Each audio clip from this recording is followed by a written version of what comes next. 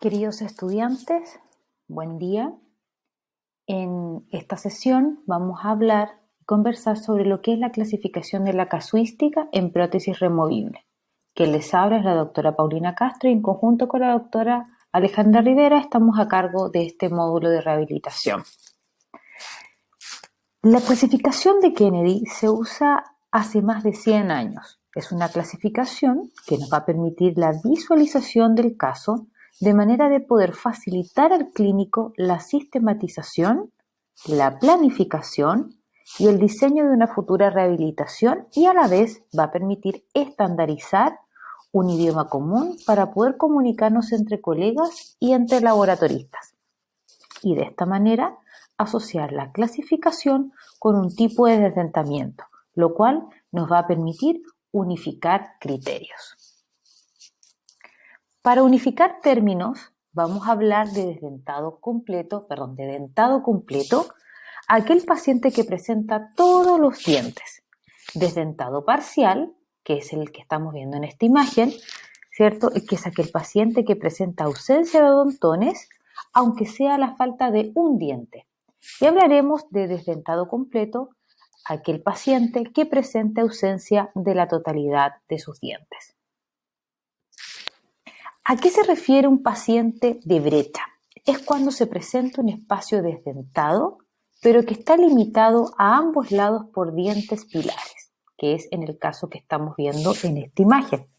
Estas brechas pueden ser anteriores o pueden ser posteriores, pero lo que importa es que este espacio edéntulo que ustedes están observando aquí esté limitado a ambos lados por dientes, que es lo que vemos en esta imagen. Veamos acá, en la imagen de la izquierda, ¿cierto? Una brecha anterior que va a estar limitada por dientes y en la imagen de la derecha vemos una brecha lateral, ¿cierto? Que está limitada a ambos lados por dientes. Como en ambos casos son brechas, pero están ubicados en distinto lugar de la mandíbula o de la maxila. Y es por eso que estamos hablando en este caso de una brecha anterior, porque se encuentra en el sector anterior, y una brecha lateral o posterior cuando estamos observando en este caso esta imagen. Cuando hablamos de extremos libres, nos vamos a referir a la zona que está desdentada, va a estar limitada solo por un lado por dientes y por esta razón se llama extremo libre, que puede ser uni o bilateral. Pero como bien dije, lo que importa es que el extremo desdentado está limitado solo a un lado por dientes y que puede estar combinado en la misma mandíbula también con brechas, ¿ya? En este caso, lo que vemos en esta imagen es un desdentado parcial superior en donde presenta extremos libres bilaterales, ¿ya? Como vemos acá en la foto de la izquierda, vemos un extremo libre unilateral, es decir, de un lado y en este caso que vendría siendo el lado izquierdo del paciente, ¿ya? En el maxilar superior es un extremo libre unilateral derecho, izquierdo del paciente en el maxilar superior y acá tenemos un extremo libre bilateral en el maxilar superior. Lo que tenemos que recordar es que este extremo libre no tan solo es para el maxilar superior, sino que puede ser en el maxilar inferior o en el maxilar superior. Veamos ahora la clasificación de Kennedy, que posteriormente en los años 60 fue modificada por Applegate.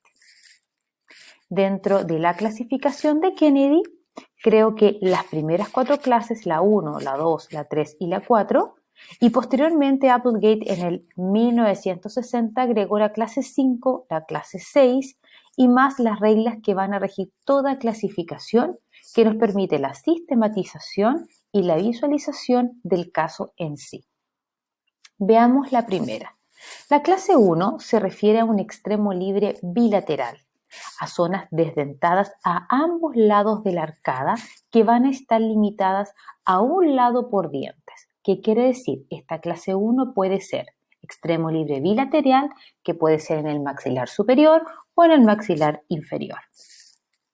La clase 2 Es una zona desdentada unilateral limitada a un solo lado por dientes. En este caso, en la imagen vemos una clase 2, un extremo libre unilateral del maxilar superior. La clase 3 implica un desdentamiento por un tipo de brecha que está limitada por dientes a ambos lados de este espacio y que siempre van a ser posteriores, por lo que porque tenemos otra clasificación que va a ser en el sector anterior que se llama clase 4.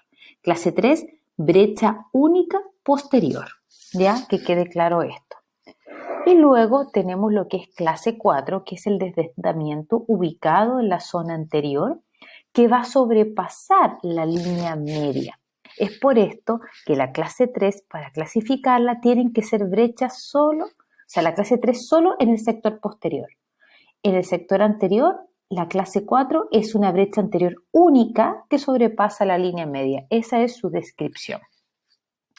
La clase 5 es la que agregó Applegate y que implica aquella en la cual solo existen 2 molares y no especifica qué molares son los que deben estar en boca. Lo importante es que sean molares. Y luego tenemos la clase 6, que es la presencia de 2 incisivos centrales. Solo existen estos 2 incisivos. Ahora, ¿cuáles son las reglas que veremos con las reglas que estipuló Applegate para las modificaciones? 1. Clasificar después del saneamiento básico porque las futuras exodoncias pueden variar la clasificación, ¿ya? Siempre debemos clasificar después de haber extraído los dientes que no nos sirven de pilares para la prótesis removible, es decir, después del saneamiento básico. 2. Si falta el tercer molar, no se considera dentro de la clasificación. 3. Si los terceros molares están presentes y se van a usar como pilares, deben ser considerados en la clasificación. 4. Si los segundos molares no van a ser reemplazados, no se consideran en la clasificación. Veremos en la clase de enfilado que nosotros por razones biomecánicas debemos enfilar solo hasta el primer molar. 5. Cuando hay una brecha adicional, son los espacios posteriores los que gobiernan la clasificación. Veremos ejemplos de cada uno de estos puntos, ¿ya? 6. Las áreas adicionales a aquellas que determinan la clasificación primaria son consideradas modificadores de la clase y son designadas por su número. Y de esto también vamos a hablar de las modificaciones con ejemplos más adelante. 7. Importa el número de áreas desdentadas y no su extensión. Aquí lo que importa no es la longitud o la extensión del extremo libre, sino el número de brechas, no importa que ésta sea anterior o posterior. Y la 8, la clase 4, no admite modificaciones. Veamos cada uno de los casos. Clasificar después del saneamiento básico porque las futuras exodoncias podrían variar la clasificación. Vemos en el ejemplo que se extrae el diente 1.1, aquí lo tenemos en boca, acá lo hicimos la exodoncia, y el diente 2.5 por ser restos radiculares, ¿ya? Esta es la imagen en la cual nosotros vamos a clasificar. En este caso es una clase 3 porque tiene una brecha posterior, ¿cierto? Modificación 2, porque tenemos 2 brechas adicionales. ¿Bien? 2. Si falta el tercer molar, no se considera. Aquí se considera como paciente dentado completo, porque no se considera dentro de la clasificación, porque recordemos de que el tercer molar no se rehabilita. 3. Si los terceros molares están presentes y se van a usar como pilares, deben ser considerados en la clasificación. En este caso, incluimos en el diseño protésico este tercer molar. En este caso, estaríamos hablando de una clase 3, modificación 1. Clase 3 por esta brecha posterior, modificación 1. En la 4, si los segundos molares no van a ser reemplazados, no se consideran dentro de la clasificación. En este caso sería un dentado completo. 5. Cuando hay una brecha adicional, son los espacios posteriores los que gobiernan la clasificación y entre estos los extremos libres tienen siempre prioridad. ¿Por qué los extremos libres siempre mandan las clasificaciones? ¿Cierto? Veamos acá en el lado izquierdo, 3 brechas, ¿cierto? Y una en el sector anterior. En este caso sería una clase 3, modificación 2, ¿cierto?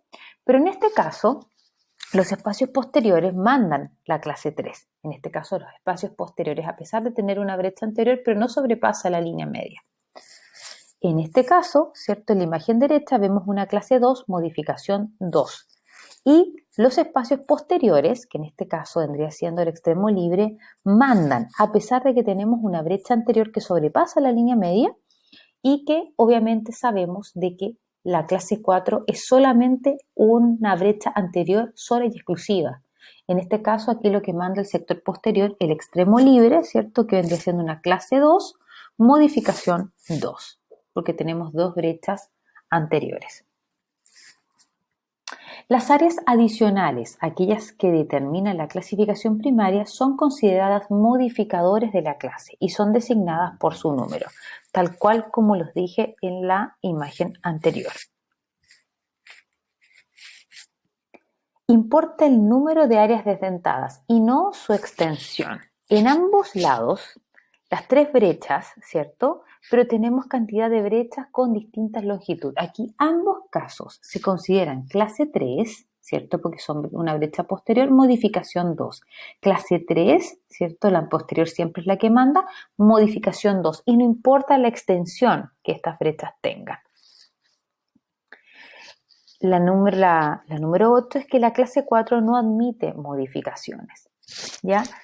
Este caso, la imagen de la izquierda que ustedes ven, esta es una clase 4, porque esta no admite ningún tipo de modificación. Pero si ya tenemos un espacio déntulo en el sector anterior que sobrepasa la línea media, más brechas posteriores, siempre las brechas posteriores son las que mandan, ¿ya?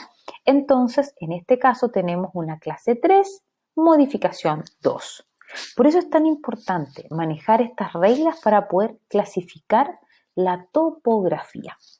Vamos ahora a practicar y aplicar nuestros conocimientos en distintos casos. Veamos la primera imagen. En este caso tenemos un desdentado parcial superior, ¿cierto? En donde tenemos 2 brechas posteriores y una anterior. Entendemos de que las brechas posteriores son las que mandan. Entonces esta se clasifica como una clase 3, modificación 2. En este caso, estamos observando que tenemos 3 brechas, ¿cierto? En donde las posteriores son las que mandan, clase 3, ¿cierto? Modificación 2 porque tenemos 2 brechas adicionales. En este caso, siempre la brecha posterior es la que manda. Tenemos un extremo libre. Entonces se considera que es una clase 2, modificación 2 porque tenemos 2 brechas adicionales.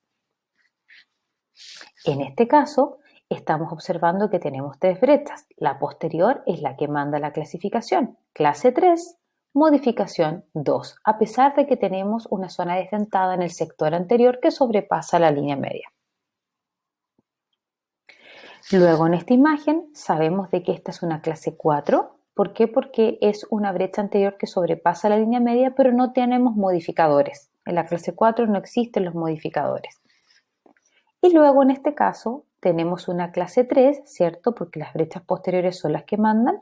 Modificación 1, 2 y 3. Es una clase 3, modificación 3.